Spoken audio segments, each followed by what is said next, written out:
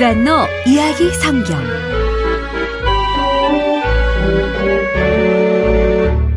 28.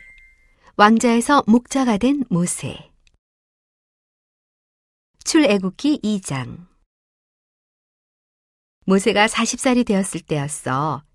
이집트에 사는 모든 사람이 모세 왕자를 알고 있었지. 공주의 아들 모세 왕자.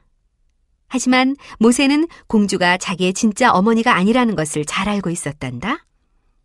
모세의 진짜 어머니는 고센 땅에 있는 작은 집에 살고 있었어.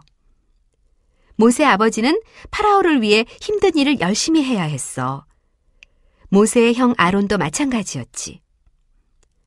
모든 이스라엘 사람들은 파라오를 위해 고된 일을 해야만 했어. 파라오는 이집트 나라를 다스리는 왕을 말해.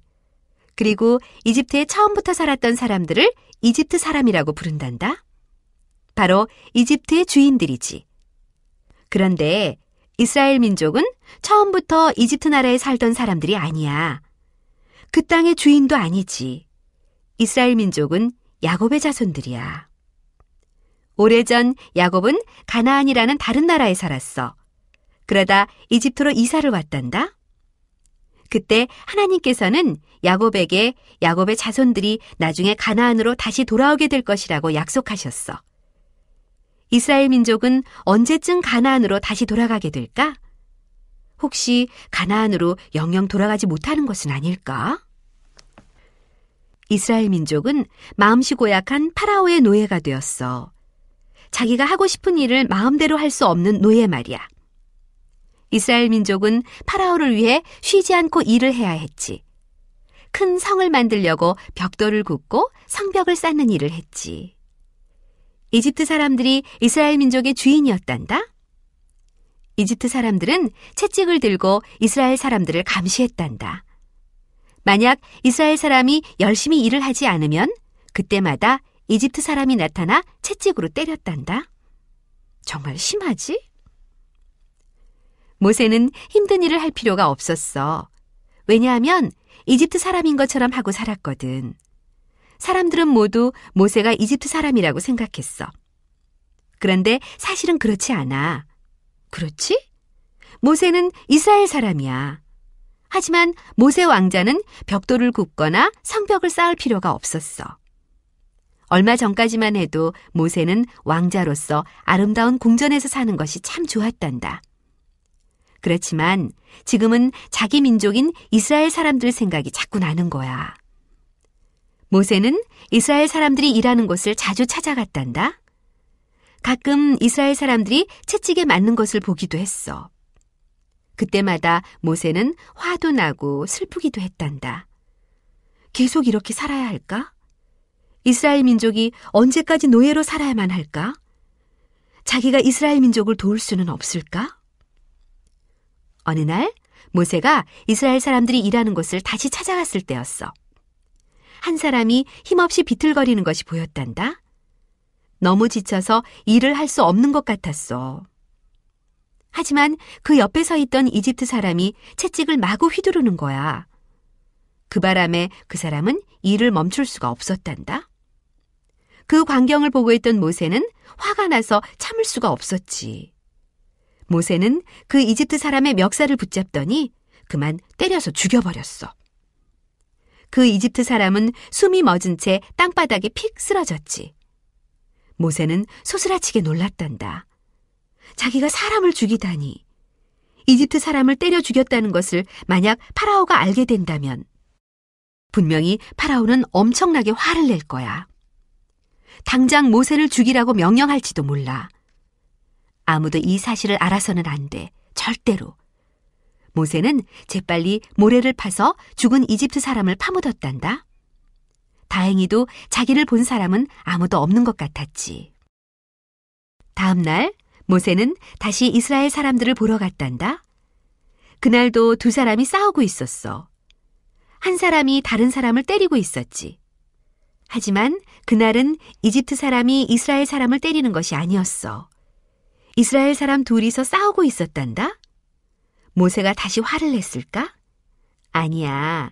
그날은 모세의 마음이 아주 슬퍼졌단다. 모세는 싸움을 하는 두 사람에게 다가가 말했지. 이게 무슨 짓이오? 이렇게 같은 이스라엘 사람들끼리 싸우다니. 그만들 두시오. 싸우지 마시오. 싸움을 하던 두 사람 중 한 사람이 눈을 부릅뜨고 모세를 보며 말했어. 당신이 무슨 상관이야? 당신이 우리의 주인이라도 된단 말이야? 그래, 당신은 나까지 죽이고 싶은 모양이군. 어제는 이집트 사람을 죽이더니 오늘은 나야? 그 말에 모세는 깜짝 놀랐단다. 어제 자기가 이집트 사람을 죽인 것을 사람들이 알고 있다니. 어쩌면 파라오도 이 사실을 곧 알게 되겠군. 얼마 지나지 않아 그 사실이 파라오의 귀에 정말로 들어갔단다. 파라오가 신하들에게 말했어. 모세를 잡아오너라. 당장 감옥에 가두도록 해라. 파라오의 신하들이 모세를 잡으러 왔단다. 하지만 신하들은 모세를 찾을 수가 없었지. 사방을 찾아보았지만 모세는 어디에도 없었어. 그때는 벌써 모세가 멀리 도망을 간 후였거든. 모세는 이집트를 떠나 아주 먼 다른 나라로 도망쳤단다.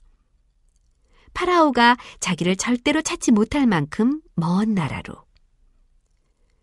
모세는 걷고 또 걸었어. 그러다가 어떤 우물 곁에 도착했지. 그곳에서 시원한 물을 마시고 잠시 쉬고 있었단다. 그런데 아가씨 7명이 양떼를 이끌고 우물로 오는 것이었어.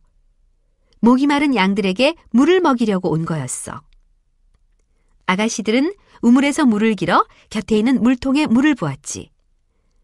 아가씨들이 끌고 온 양떼는 물통 주위에 모여 물을 마셨단다. 그때 갑자기 다른 목자들이 양떼를 이끌고 나타났어. 아주 심술궂은 목자들이었지. 그 목자들은 물을 마시고 있던 양떼를 밀어냈어. 아가씨들도 함께 내쫓았지. 그러면서 이렇게 말했어. 비켜! 우리 양들이 먼저 물을 먹어야겠어. 당신들은 나중에 다시 와. 그 모습을 본 모세는 다시 화가 치밀어 올랐단다. 성큼성큼 목자들에게 걸어가 말했어.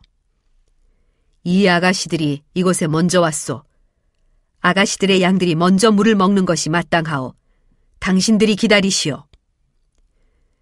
심술궂은 목자들은 모세의 그 말 한마디에 겁을 잔뜩 집어먹었단다. 목자들은 양떼를 이끌고 당장 도망가 버렸지. 모세는 아가씨들이 양들에게 물을 먹이는 것을 도와주었어. 양들은 매거리며 물을 다 마셨어. 아가씨들은 양에게 물 먹이는 일을 일찍 마칠 수 있었단다. 일을 마친 아가씨들은 집으로 돌아가 아버지 이드로에게 우물 곁에서 있었던 일들을 모두 이야기했단다. 아버지 이드로가 말했어. 아니, 너희를 도와준 그분을 우물 곁에 그대로 남겨두고 왔단 말이냐. 큰 실수를 했구나. 당장 돌아가 그분을 모셔오너라. 오늘 우리 집에서 함께 식사하시도록 모시고 오너라. 이드로의 딸 중 한 명이 모세를 데리고 왔단다. 모세는 이드로의 집에서 식사를 하고 그날 밤 그 집에서 잠도 자게 되었지. 그 후 모세는 그 집에 계속 머물며 살게 되었어. 이드로의 집에서 일하게 되었거든. 모세는 이드로의 가축을 지키는 일을 했지.